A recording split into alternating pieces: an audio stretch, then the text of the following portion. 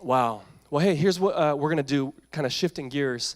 As Caitlin mentioned, as Kayla mentioned, we are embarking on really a 3-week journey that we call Vision Month. And this is something that we've now done for the past several years. Something about fall, something about seasons here. Maybe it's because we have 4 distinct seasons in Seattle. We kind of go by the school calendar year. And so for us, this is really an opportunity as we're coming back from vacations and sending kids back to school. And some of you guys are going back to school yourselves and coming off vacations. That this is really an opportunity for us as we kind of think about where God is leading us in this coming year. How can we be attentive? How can we be aware? How can we be in the know as to not only what God is doing, but where he's leading and where we're heading as a ministry and as a church.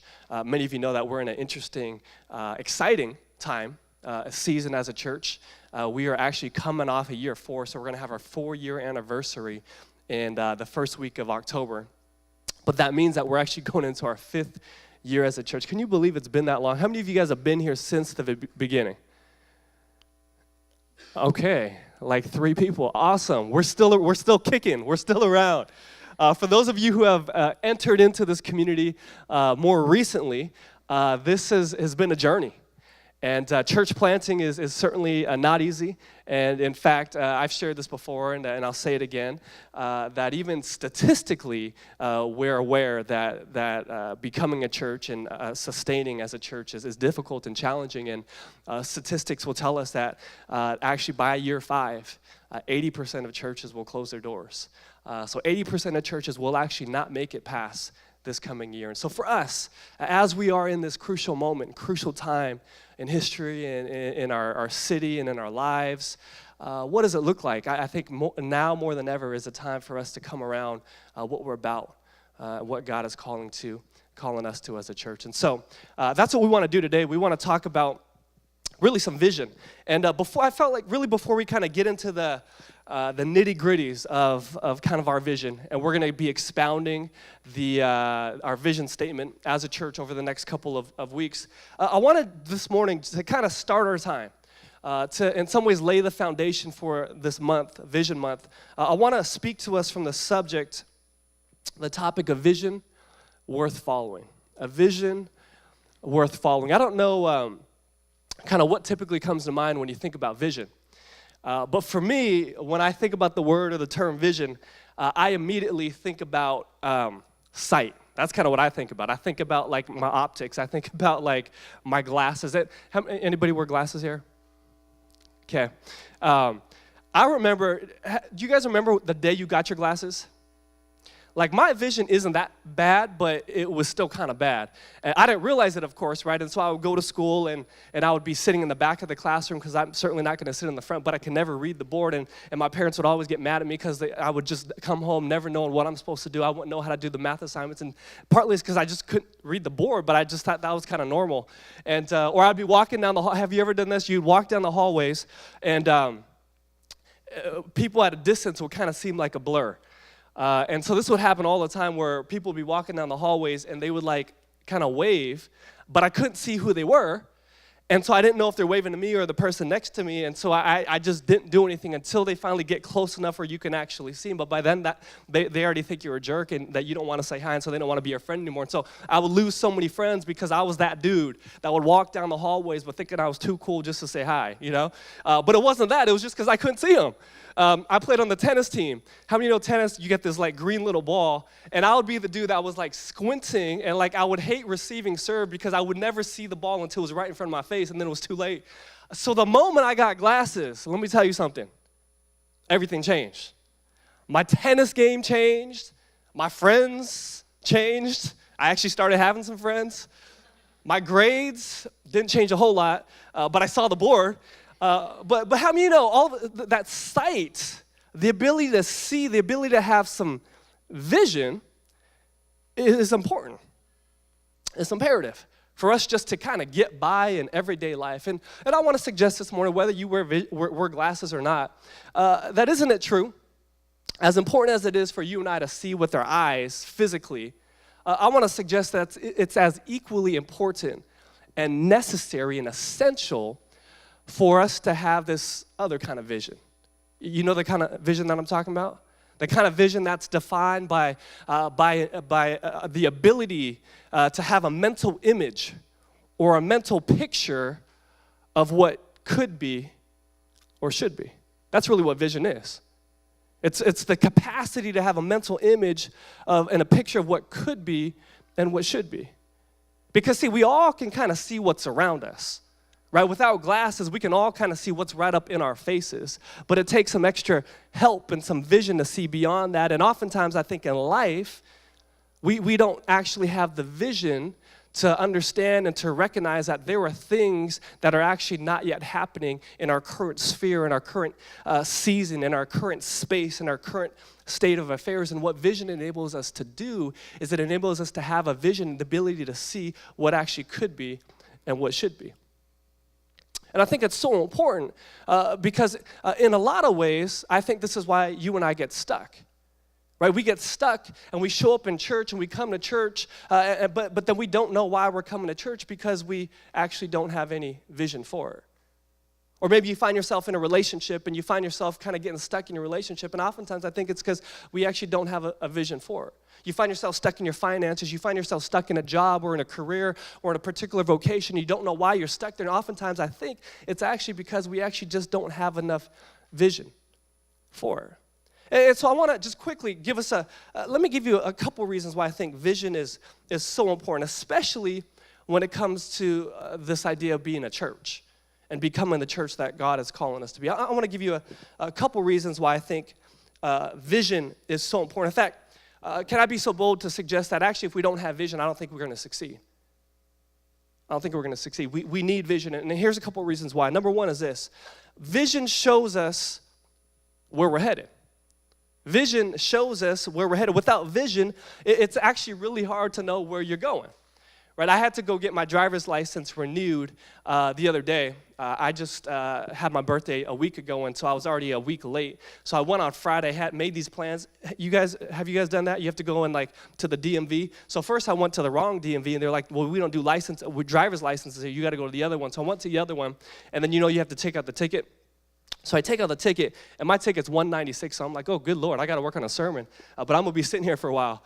And sure enough, I'm waiting in line, or I'm sitting there, and it's kind of going through the numbers. And then it dawns on me, I realize that in order to get your driver's license renewed, you actually have to do the vision test, right? You guys know that? Now, remember I told you that my eyesight is not that bad, but it's kind of bad. And I knew I couldn't wear my glasses when I took the picture. So for whatever reason, I actually didn't wear my glasses that day. So I'm like, are you kidding me? So now I'm sweating because I'm like, okay, I just spent, I've been sitting here already for 30 minutes. And now I realize that I think I actually might need my glasses. And so I go up to this one lady. I'm like, hey, do you think I'll be okay? And she was so gracious and so kind. She takes me over. She wasn't even she wasn't one of the workers. She was kind of the one that checks you in. But she's like, hey, there's this empty little thing over here. She takes me to, there's these eyeglass or eye vision checkers, right? And you put your head on it, and then it checks your vision. And thank God I actually passed. So she's like, oh, you'll be fine. So it turns out, by the time I got to my spot, I was good. I passed even without my glasses. So actually now I don't even have to wear glasses when I drive. And it doesn't say it on my license. Pretty awesome. But I was like, well, why is vision so important when you drive? Well, it's obvious. It's evident, right? Because if we're going to get from point A to point B, we have to be able to see. If we're going to get to certain places without destroying some people along the way and destroying ourselves, we have to be able to see. And so that's why vision is so important, because what vision enables us to do is actually to have a vision. It enables us to see where we're actually going. But not only does it enable us to see where we're headed and where we're going, but number two is this. Vision provides focus and clarity for the here and the now. You realize that? Vision doesn't just give you a picture of what's to come, right? So it's important as a church to know kind of where we're heading, which direction. But it's equally important to know that when you actually have some vision, and why vision is so imperative and so crucial, is because when you have some vision, it actually gives you focus and clarity for the here and the now. Have you ever went to interviewed for a job? And I remember interviewing for jobs and also interviewing folks. One of the questions that I always get was like, what's your 5-year plan? Have you ever heard that question? Right, what's the 5-year plan? And I'm like, I don't know my 5-year. I don't even know what I'm going to do tomorrow, let alone 5 years. But what are they getting at? There's something about knowing your 5-year plan, because if you understand your 5-year plan, what does that tell you? What it'll tell you is that what you want to do and what you plan to become and where you see yourself in 5 years, what that actually does, if you're able to know and understand and have a grasp of that, is it actually helps you to determine what you should be actually doing right now. Does that make sense? You realize that that's why you can't even type in a GPS. You can't get steps in the GPS until you put into your what? Your destination. You realize that? Right, when you put in your destination in your GPS, in your phone, in your Apple phone, in your iMaps, or whatever it is, you put in the destination. It's only until you put in your intended destination, you got to have some vision. But when you have some vision as to where it is that you're going, what does the GPS do for you? It starts to populate the necessary steps. And so I think some of us, we find ourselves in life, we find ourselves in ministry, we find ourselves even in our spirituality a little confused and a little lost and a little dazed. And it's not because we're bad people. It's not because we're not smart. It's because we lack some vision that will actually give us the ability and enable us to have the focus and the clarity for what we need to do now. That's why I think so many churches find ourselves in trouble, right? Because churches, we just like to do things. And this thing looks good, and that program looks good, and those colored seats look good, and so let's just do it without ever thinking about why we do what we do. But if we understand our vision, that brings clarity to why we should be doing what we're doing right now. I heard this quote, I think it's from Bill Gates, actually. You heard this quote? He says that most people overestimate what we can accomplish in 1 year, but underestimate what we can accomplish in 10 years. Most of us, what we do is we overestimate what we can accomplish in 1 year, but we underestimate what we can accomplish in 10 years. See, there's something about the long game. There's something about having some vision, and when you got some vision, all of a sudden, it can actually enable you to be more successful in the short term. But you got to have some vision for it. So vision provides focus and clarity for the here and now. Let me give you one more thing. One more reason why I think vision is so important. Vision is important because vision motivates and inspires us to keep on keeping on. Vision is important because it motivates and inspires us to keep on keeping on, even in the midst of challenges and hardships. See, the reality is that life throws stuff our way. So as much as we want to say we want to be here by this time or by this place, isn't it true that we might have some vision at one point, but all of a sudden things start to happen. All of a sudden the storms of life start to happen. All of a sudden we start to get distracted by the laundry and the kids and the jobs and the tasks and the vacations, and pretty soon we find ourselves nowhere even close to where we intended to go. That's just the reality of life. We get distracted and things happen, and all of a sudden we find ourselves deviating off course. But see, what vision enables us to do is it actually keeps us motivated to stay the course. How many know that sometimes it's hard raising a couple kids? And I got 3. Most of you guys don't know that because you don't have kids.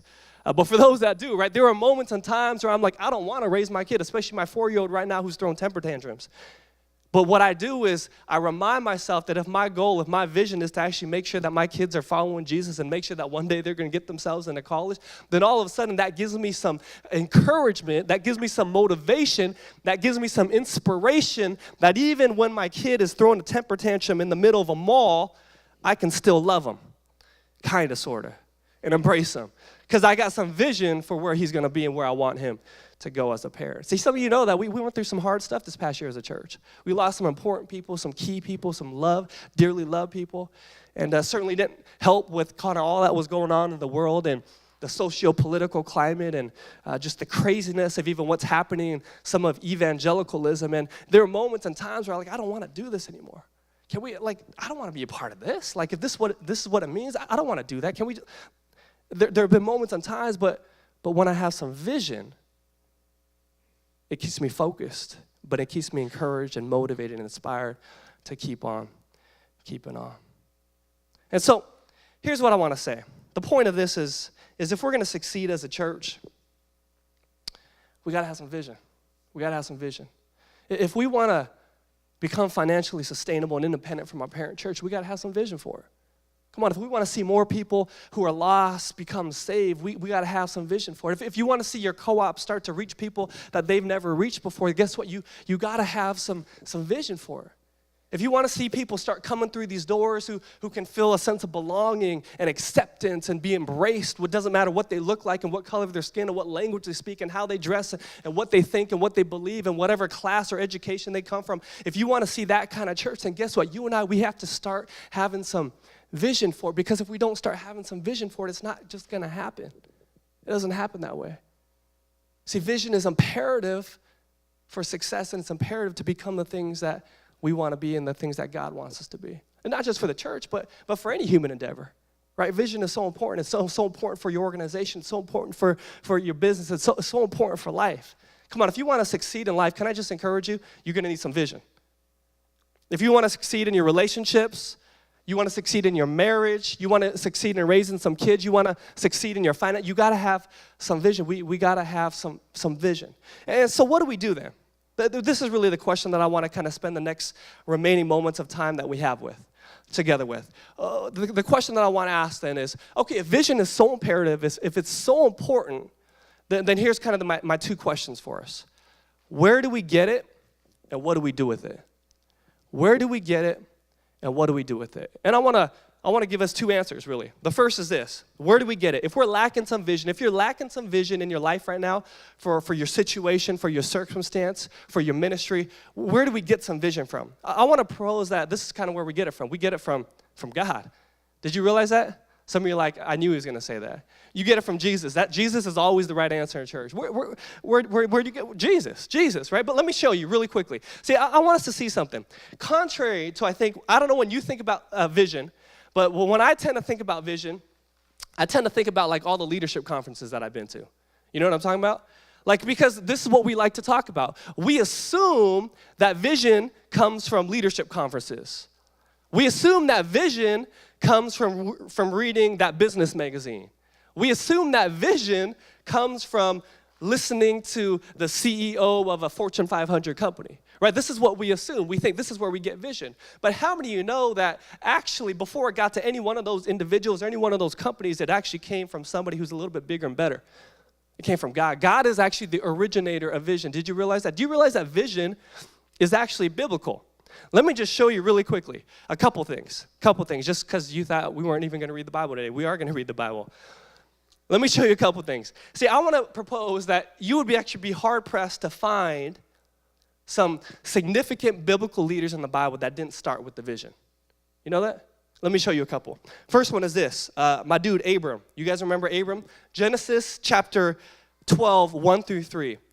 Abram, who becomes Abraham, he gets his name changed. He goes down in history as the original, the OG of the founding forefathers of the nation of Israel. So he's kind of a big deal. Remember Abraham, Isaac, and Jacob? Before Isaac and Jacob came Abraham. Look how Abram started. Right? Abram was out in the wilderness, kind of taking care of his family and his flock. And what happens? It tells us in Genesis chapter 12, verse 1, that the Lord shows up to Abram. And what does he say? He says, go from your country where you currently are, what you see around you in your current state. Go from your country, your people, and your father's household to the land I will, somebody say it, show you. That's called vision. You don't see it yet, but I'm going to show you something. What could and should be. And God says, I will make you into a great nation. This is, he's kind of giving him a snapshot of what things are going to be. I'm gonna make you into a great nation, and I will bless you, and I will make your name great, and you will be a blessing. I will bless those who bless you, and whoever curses you, I will curse, and all peoples on the earth will be blessed through you. You see what just happened there? Our man Abraham, he got a vision. And because he got a vision, he moved, and he went, and he became one of the founding forefathers of the nation of Israel. Let me show you another guy. Exodus chapter 3, verses 7 through 10. This is a dude named Moses. You guys remember Moses? If you never read your Bible, you might have watched Prince of Egypt. He's a dude that came in, the 10 plagues happened, and then the Pharaoh's like, all right, get out of here, and so he runs off with all the Israelites. So Moses, he's kind of a big deal. He's a big leader. And you want to know how he got started? You want to know how he started making some moves? And how he went down in the history books as perhaps one of the great leaders of our history and of the faith? Look what it says in verse 7. Let me actually back it up. There's a burning bush. You guys remember that story? Moses is up in the hills and the mountains, and he sees the burning bush, and the bush isn't burning, so it's kind of crazy. So he's like, what is this? So he goes over to the burning bush, and then God starts talking to him. The bush starts talking to him, believe it or not. And this is what the Lord said. He said, I've indeed seen the misery of my people in Egypt. I have heard them crying out because of their slave drivers, and I am concerned about their suffering. Now watch this in verse 8. So I have come down to rescue them from the land of the Egyptians. And to what? And to bring them up out of that land into a good and spacious land, a land flowing with milk and honey, the home of the Canaanites, Hittites, Amorites, Perizzites, Hivites, and Jebusites. And now the cry of the Israelites has reached me, and I have seen the way of the Egyptians are oppressing them. So now, Moses, now that you've had a vision, now that I've shown you not what you currently see, but what could be and should be, now that you see that, now that I've given you this vision, now go. I'm sending you to Pharaoh to bring my people, the Israelites, out of Egypt. Moses, he got a vision. You know who else got a vision? This dude named David. You guys remember David and Goliath? I just had to go back to this, like a throwback to 1 Samuel 17. 33 through 37. David was just like a dude that was out in the fields kind of taking care of the sheep. And all of a sudden his big bros are fighting because the Philistines are trying to like mess with them. And so nobody could take care of this one particular dude named Goliath. He's just this really big guy, and he was taunting everybody. And so everybody was scared. No one knew what to do and how to deal with it. And so David, he just happens into the area because he was his dad told him to go catch up on his brothers to make sure his brothers are okay. And so he sees Goliath, and he's like, dude, who's this big dude? Like, what's going on? And look what happens. I love this because David is like, well, I want to do something about this. And again, David's like this little kid, right? And so Saul, the king at the time, thinks it's kind of crazy. And look what he says. Saul replies, you are not able to go out against a Philistine to fight him. Because why? You were only a young little boy. And he has been a warrior from his youth. He's been trained to do what he does. Plus, he's like 10 feet tall. But David said to Saul, your servant has been keeping his father's sheep. When a lion or a bear came and carried off a sheep from the flock, I went after it, struck it, and rescued the sheep from its mouth. And when he turned on me, I seized it by its hair, struck it, and killed it. Your servant has killed both the lion and the bear, and this uncircumcised Philistine will be like one of them because he has defied the armies of the living God. And then look at this in verse 37. Here's the key. The Lord who rescued me from the paw of the lion and the paw of the bear will rescue me from the hand of this Philistine. Will rescue me from the hand of this Philistine. Saul said to David, go, and the Lord be with you. Did you see what happened? David, he got a vision. And that vision says that the Lord is going to be with you. The Lord is going to deliver you. Let me just give you two more quick ones. New Testament characters. Peter. You guys remember Peter? We actually looked at this not too long ago in our series, Unstoppable. Acts chapter 10, verses 9 through 16. Peter got a vision, a literal vision, right? And because of this vision, what happened? That this vision really essentially became the shift, which then propelled and compelled Peter and the other disciples to actually start to reach the Gentiles. So guess what? You and I might not be here had it not been for Peter who got a vision. And that's what he did. He got this vision, let me just read the first couple verses. It says, the next day, as Cornelius' messengers were nearing the town, Peter went up on the flat roof to pray. It was about noon, and he was hungry. But while the meal was being prepared, he fell into a trance. And in that trance, what happened? Verse 11 says, he saw the sky open, and something like a large sheet was let down by its four corners. In the sheet were all sorts of animals, reptiles, and birds. And a voice said to him, get up, Peter, kill and eat them. No, Lord, Peter declared, I've never eaten anything our Jewish laws have declared impure and unclean. But the voice spoke again, do not call something unclean if God has made it clean. Verse 16, the same vision was repeated 3 times. Then the sheet was suddenly pulled out to heaven. Up until that point, Peter was like, I can't kick it with the Gentiles because they're dirty. But this vision that God gave him changed Peter's mind. And because of that, the course of history of the church changed. The last one I'll tell you about is Paul. Paul, the Apostle Paul, the killer, remember the Christian killer who then got transformed radically on the road to Damascus in Acts chapter 9, 7 through 11. Let me just read a little bit of what happens there, right? He's on the road to Damascus. He's out to go and kill some Christians. That's what he does, right? He was a righteous Jewish religious leader, and he was literally kind of single-handedly just wiping out people, wiping out Christians, followers of Jesus. And look what happens in verse 7. He's on his way. Jesus strikes him down. He's on the ground. He gets blinded. And then verse 7 says, the men with Saul stood speechless, for they heard the sound of someone's voice, but saw no one. Saul picked himself up off the ground, but when he opened his eyes, he was blind. So his companions led him to the hand of Damascus. He remained there blind for 3 days and did not eat or drink. Now look at verse 10. Now there was a believer in Damascus named Ananias, and the Lord spoke to him in a vision.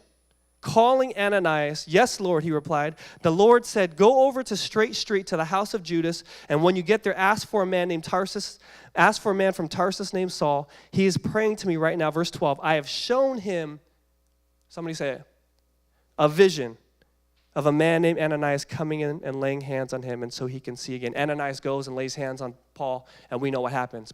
Saul becomes Paul. He becomes one of the greatest missionaries, the greatest church planters. He writes 2/3 of the New Testament. It all started because he had an encounter with God, and in that encounter with God, he had a vision. So visions are not just important and necessary, but guess what? They're biblical. And they come from God. And so here's the good news that I want to leave us with this morning. Here's kind of the thought that I want us to think about as we enter into Vision Month. You see, contrary to what you and I think, oftentimes what we think is that if we are actually going to have some vision that's going to enable us to succeed, well, we gotta find some leaders with some vision, don't we? We gotta maybe go to the books a little bit and go to some conferences to see if we can conjure up some vision so that we can actually become successful. But what I want to suggest to you and I today, that the key to success, the key to being a successful church is not to go get some vision from some other people. But guess what? All you got to do is actually go to the God who is the one who created vision in the first place. A God who had some vision, that he spoke the stars into the sky, and he put order into the world because he had some vision for it.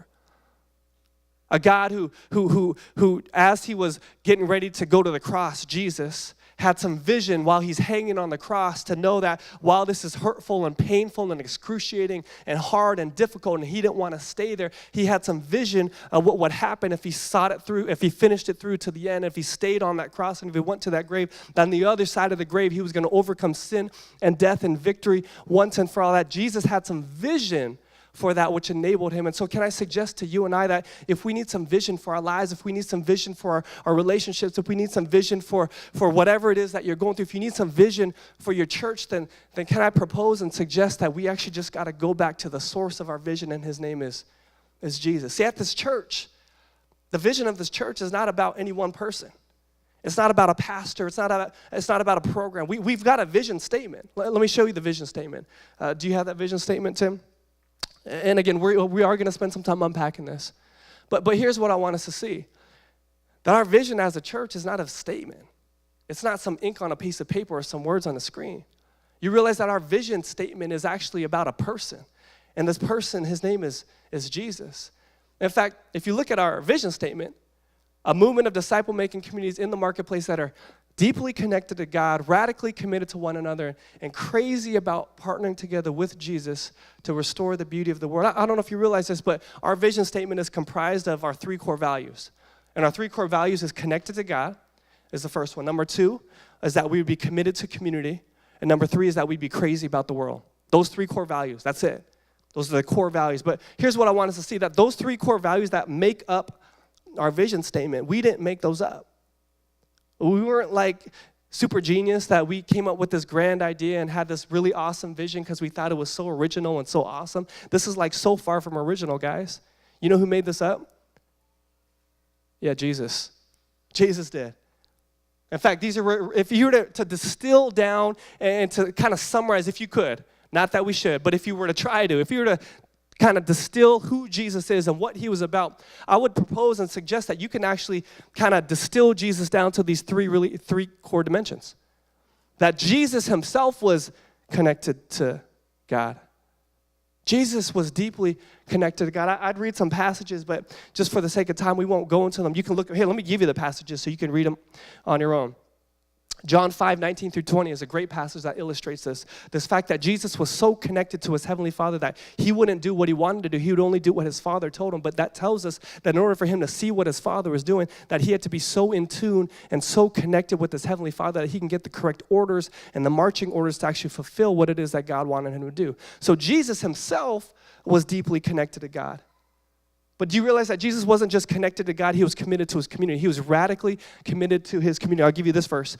John 15:9 through 13. He's spending some time with his disciples around the Last Supper. I'll just share a few of these words. He says this, as the Father has loved me, so I have loved you. As the Father has loved me, so I have loved you. Now remain in my love. If you keep my commands, you remain in my love, just as I have kept my Father's commandments and remain in his love. I have told you this so that my joy may be complete in you, that your joy may be complete. Verse 12, my command is this, love each other as I has loved you. And look at this. Greater love has no one than this, than to lay down one's life for his friends. This is what Jesus was about. He was about loving his people, loving his crew, loving his disciples, so much to the point where he'd actually be willing to lay down his life for them. See, Jesus, he was connected to God. He was radically committed to another. But do you realize that Jesus, he was crazy. He was crazy about the world.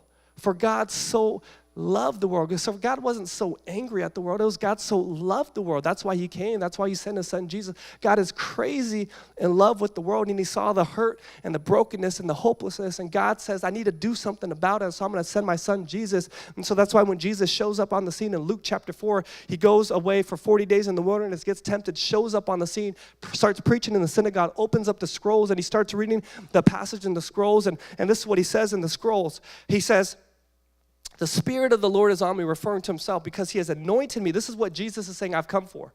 This is his declaration, his proclamation as he shows up on the scene and begins his 3-year ministry. He says, the Spirit of the Lord is upon me because he has anointed me to proclaim good news to the poor. He has sent me to proclaim freedom for the prisoners and recovery of sight for the blind, to set the oppressed free, to proclaim the year of the Lord's favor. Then he rolls up the scroll and he says that this now has come true in my presence. This is what Jesus came for. This is what Jesus came to be about. And so here's what I want us to see, church. Worship team, you can come up. See, what I want us to see before we get caught up in all the details. I want us to start here because, see, when it comes down to it, when it all boils down to it, what we're really about is Jesus. That's who we're about. We're not about a program. We're not about a building. We're not about a Sunday morning service. We're about Jesus. And see, the key to a successful church is that we would actually set our sights on the right kind of vision. And see, the only vision that's actually worth following, can I suggest, is not a pastor or not a denomination or not a church, but it's Jesus. And if we would start to put our eyes on Jesus, can I guarantee you that you can't go wrong? Come on, if we start to be a church that would actually embody the fullness and the wholeness of who Jesus was, not just parts of Jesus, because that's what we do. We like to do that. We kind of treat Jesus like we do a food court. We go to food court because we want to pick and choose what things we feel like eating on certain days and certain times. But do you realize that Jesus is saying, if you want to follow me, you got to take all of me. And if we start to take all of him, I guarantee you, if we start to live this out, if we start to be deeply connected to God because Jesus was, if we start to be radically committed to one another because Jesus was, if we start to love the world and start to become crazy about partnering with Jesus to restore the beauty of humanity in the world because Jesus did, then I guarantee you that we're going to succeed as a church. See, the essence of what it means to be the church, to be his people, is that we would set our eyes and set our vision on the only one that's really worthy of our sights. And then to say, you know what? We don't need another leader with some more vision. We don't need visionaries because we actually got our one visionary. His name is Jesus. And our job, our goal is simply to follow him, to follow that vision. I'm going to show you this one last verse. I think it's Chronicles. First Chronicles.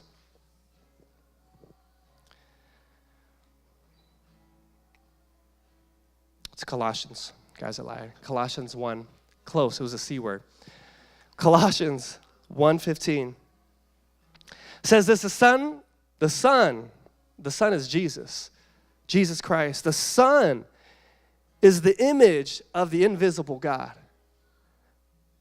the firstborn over all creation. For in him all things were created, things in heaven and on earth. Look at that, visible and invisible. Whether thrones or powers or rulers or authorities, all things have been created through him and for him. You understand the magnitude of what this verse is saying? This verse is saying Jesus is the only visionary you need. You realize what a visionary is, right? A visionary can be defined as someone who makes the invisible visible. That's why we celebrate visionaries, because they have these grand, lofty ideas, and we're like, no way, that can't really happen. But somehow, because they're a visionary, they see something, and they're able to make that visible. People that just see things in the future or see things in the distant horizon, but never see it come to fruition, they're just dreamers. There's a difference between being a visionary and a dreamer. A visionary is someone who sees something but can make it happen. And you realize that's what Jesus did. Jesus, he made the invisible God visible, who Jesus would take on flesh and enter into humanity. And he says, I'm here to show you actually how you're supposed to live this life. I'm here to show you how it is that you're supposed to do church. I'm here to show you how it is that you're supposed to interact with your friends and how you're supposed to interact with your spouses and how you're supposed to interact with your kids. I'm here to show you that, because guess what? I'm the one who created you, and I know you, and I have a plan for you and a purpose for you. And so I wonder what it would look like if we as a church just started to say, it doesn't matter what I'm doing from a day to day. It doesn't matter what job I do. It doesn't matter what ministry I serve in. It doesn't matter what I show up at church to do. I wonder if all of a sudden we can just catch a vision for saying, whatever Jesus is about, I just want to order myself around Jesus. I want to see the world and everything that I do through the lens of Jesus, that Jesus would be deeply connected to God, radically committed to one another, and crazy about the world, that if we can all of a sudden start to see everything through that lens, then all of a sudden I think we're on the right track, guys. And we'll start to see the fruit that we want to see and the lives change that we want to see, and our lives in the process. We'll start to become the followers and the disciples that God is calling you and I to believe to be. You believe that, church? Let me pray for us.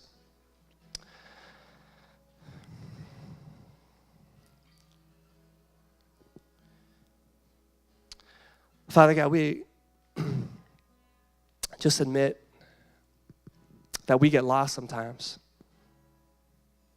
Amidst all the distractions and all the things that life throws our way, it's easy to lose sight.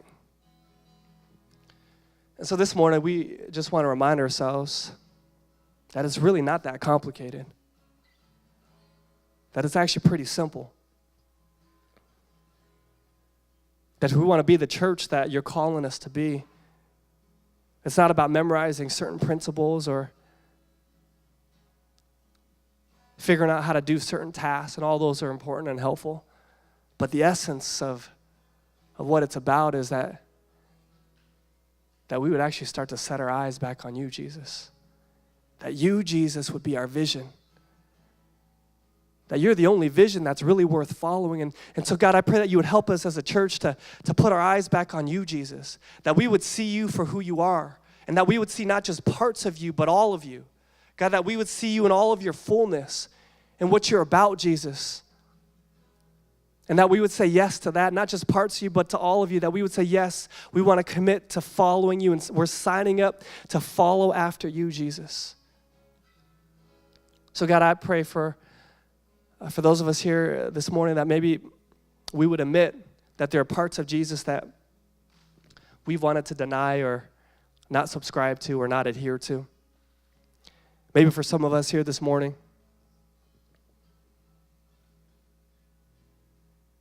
it's a reminder that, man, if I'm going to follow Jesus, I got to be connected. I got to be in the Word. I got to be spending time with Jesus. I got to be reflecting. I got to be worshiping. And maybe for you that hasn't been happening, and today you're saying, yeah, I want to come back to that. Or maybe for others of you this morning, You're like, I show up at church and it's good and I worship and I sing some songs and I connect with God, but the thing that you haven't really stepped into yet is this thing called relationships and community. And what Jesus is saying is, if you want to be my disciple, if you want to follow me, if you want to be the kind of a world changer, if you want to participate in the work that I'm doing in this church that's going to change our communities and our cities and our neighborhoods, then you got to start stepping into some community. You got to start to be transparent and open, and you got to start to share your life, because it's only then that you'll start to experience everything that I want for you. Maybe for others of us, we're like, yeah, I read my Bible and I pray and I go to co-op and I'm part of a community, but man, the thing that I've kind of neglected is really partnering with Jesus in the work that he's wanting to do outside the four walls of the church. That Jesus actually loves the brokenhearted. That Jesus actually cares about the poor and the hungry and the sick and the oppressed and the marginalized. And so maybe today, you say, man, if I'm going to do this thing, I want to do all of it. I want to start to follow Jesus and all of who he is. So that's any one of you this morning. I just want to specifically just pray for you, God. We acknowledge our shortcoming. We acknowledge our fault. God, we acknowledge the places in which we haven't aligned ourselves with you. And so, God, we commit to doing that today. Would you help us? Would you help us, Jesus? That we would keep our eyes on you. We would set our sights on you, that you would be our vision. And that you would give us the courage and the strength and the faith and the fortitude to follow through and to follow you, Jesus, wherever it is that you're calling us and wherever it is that you're leading us as individuals and as a church. God, we praise you. We thank you. In Jesus' name, amen.